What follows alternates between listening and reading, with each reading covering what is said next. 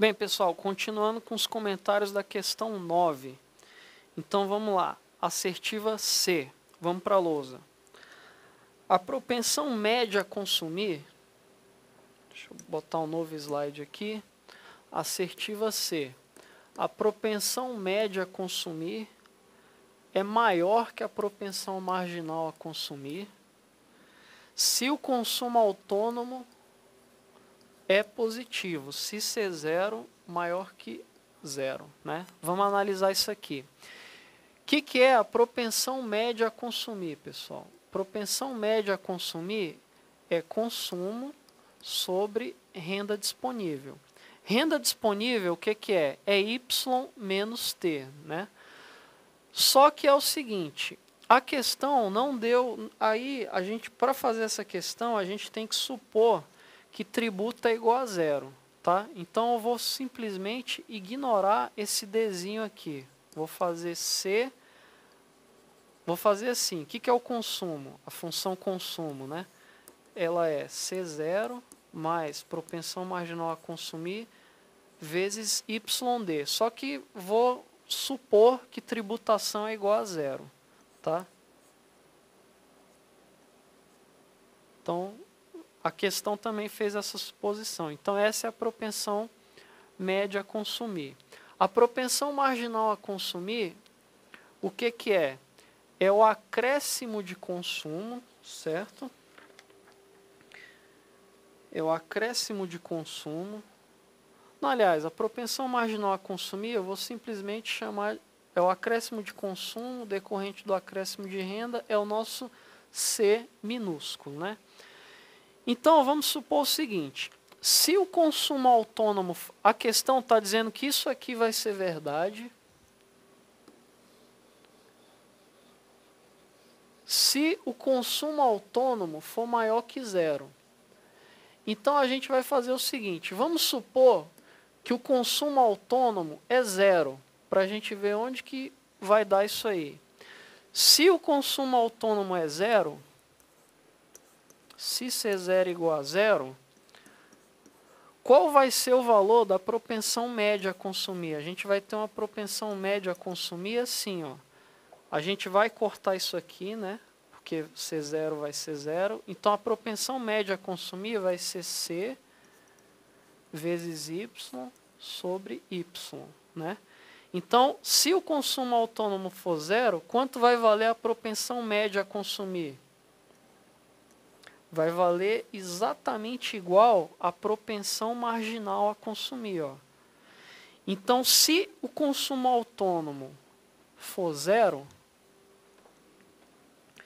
se o consumo autônomo é zero, então a propensão média a consumir é igual à propensão marginal. Que a propensão marginal é o nosso Czinho, né?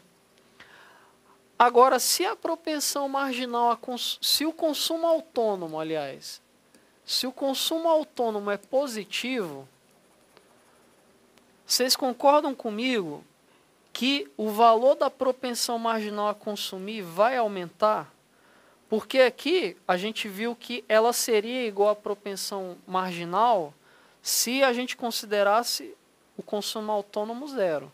Só que se a gente considerar um consumo autônomo positivo, se esse C0 aqui for positivo, então o valor da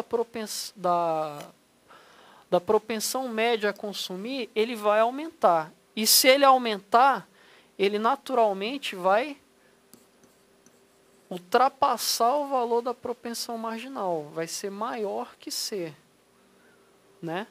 Então, a assertiva está correta, né? Então, a letra C está correta. Se a propensão média a consumir vai ser maior que a propensão marginal, se o consumo autônomo for positivo. Se o consumo autônomo for zero, igual a gente viu aqui, aí as duas são iguais. Mas se o consumo autônomo for positivo, né? Se o consumo autônomo for positivo, a propensão média a consumir é maior que a propensão marginal a consumir, tá? Então, a letra C está correta. Vejamos a letra D. A estabilidade do equilíbrio requer propensão marginal a consumir maior que 1. Pessoal, a propensão marginal a consumir, aliás, todas as propensões marginais, elas variam entre 0 e 1. Tá? Isso vem do próprio conceito. Ó. A propensão marginal a consumir, ela é o acréscimo de consumo decorrente do acréscimo de renda. O máximo que o consumo pode ser acrescido é exatamente o acréscimo de renda, tá? Por exemplo, vamos supor que você teve um acréscimo de renda de 100. Qual é o acréscimo de consumo que você pode ter, o máximo, decorrente desse acréscimo de renda? O acréscimo de consumo máximo vai ser 100, né? Ou seja, se a sua renda aumentar em 100, não vai ter como você consumir, por exemplo, 110 ou 120, né? Então a propensão, o valor máximo de propensão marginal a consumir vai ser 1. E o valor mínimo vai ser 0, que é o caso em que sua renda aumentou e você não destinou nada para o acréscimo de consumo, tá? Então a letra D, ela tá errada, é um absurdo, tá? Porque a estabilidade, assim, a propensão marginal a consumir simplesmente nem pode ser maior que 1, tá? Vejamos a letra E. O multiplicador das exportações é maior que o multiplicador do investimento. Está errado também, né? A gente viu que o multiplicador keynesiano, o caso geral, ele vale para o C0, para o I0, para o G0 e para as exportações, né? Então, o multiplicador das exportações e o do investimento, ele é simplesmente o mesmo multiplicador, ele é igual, né? Ele é o mesmo dos gastos do governo e é o mesmo que funciona também para o consumo autônomo, tá? Então a letra E está errada, porque o multiplicador das exportações é igual ao multiplicador do investimento, tá? Então a questão 9, o gabarito ficou letra C de casa. Aliás, nessa questão 9 nós temos duas assertivas bem interessantes, que é a letra B e a letra C, tá? Vamos agora para a questão 10, que também é de economista do MPU. Então, vamos para a lousa.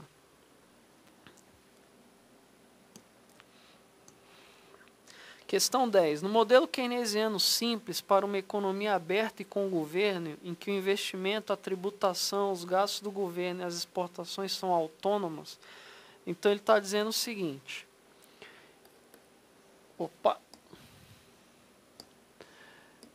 Ele está dizendo que a renda, ela é completa, né? C mais I mais G mais X menos M, porque a economia, ela é aberta e com o governo, né?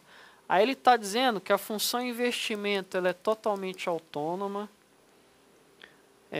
os gastos do governo totalmente autônomos, as exportações também, tá? São totalmente autônomas. E a importação, ela tem aqui o M0 e a propensão marginal a importar é 0,15. Né? E ele diz aí que a propensão marginal a consumir é... ele diz que a propensão marginal a poupar,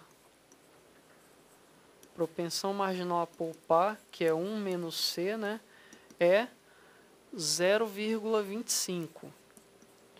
Pessoal, se a propensão marginal a poupar 1 menos C vale 0,25, quanto vale a propensão marginal a consumir? A propensão marginal a consumir, que é o nosso C minúsculo, né, vai valer 0,75, porque a soma da propensão marginal a poupar com a propensão marginal a consumir tem que dar 1. Né? Então, a função consumo, ela vai ser C igual a C0 mais 0,75 YD, né? Aí aqui na função consumo, a gente tem a propensão marginal a consumir, e aqui na função importação a gente tem a propensão marginal a importar. Nós não temos propensão marginal a investir, porque a função investimento é totalmente autônoma, tá? E a tributação também, esqueci de colocar ali, a função tributação ela é totalmente autônoma, então nós não temos propensão marginal a tributar. Aí ele fala o seguinte, supondo que o nível de investimento aumente em 40, a renda também será aumentada em... Então olha só, pessoal, se o investimento vai aumentar em 40, a gente tem aqui um ΔI vai aumentar em 40, ele quer saber o quanto que a renda vai aumentar. Para saber isso, eu tenho que calcular o multiplicador keynesiano, porque a gente vai ter isso aqui, né?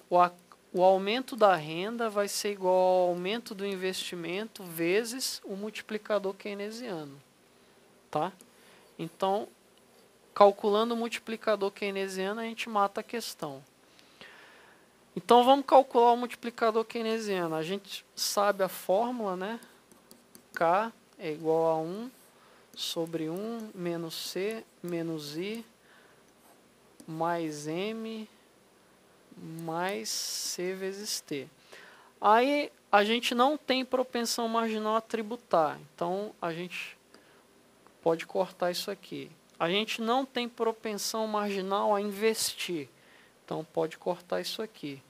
Então, o nosso multiplicador keynesiano vai ficar reduzido a essa fórmula aqui. K é igual a 1 sobre 1 menos C mais M, que é igual a 1 sobre 1. A propensão marginal a consumir vale 0,75. A propensão marginal a importar vale 0,15. Então, vai ficar K é igual a 1 sobre 0,4. K é igual a 2,5. Então, temos o seguinte. O aumento do investimento é 40. O multiplicador keynesiano é 2,5. Então, o aumento na renda vai ser quanto? 40 vezes 2,5, que é igual a... que é exatamente igual a 100. Então, ΔY é igual a 100.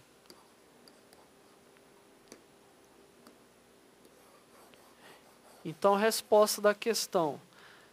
Supondo que o nível de investimento aumente em 40, a renda também será aumentada em 100. Tá? Questão tranquila aí pra gente. Então, questão 10, gabarito, letra E de eu vou passar. Então, vamos lá para a questão 11. Num determinado país, usando dados do tipo cross-section, um grupo de macroeconomistas estimou as seguintes funções dentro de um contexto de modelo keynesiano simples para uma economia fechada, sendo todas estatisticamente significantes. Então, a gente tem um enunciado aí cheio dos enfeites, né? Então, vamos anotar aqui os dados, né? Consumo.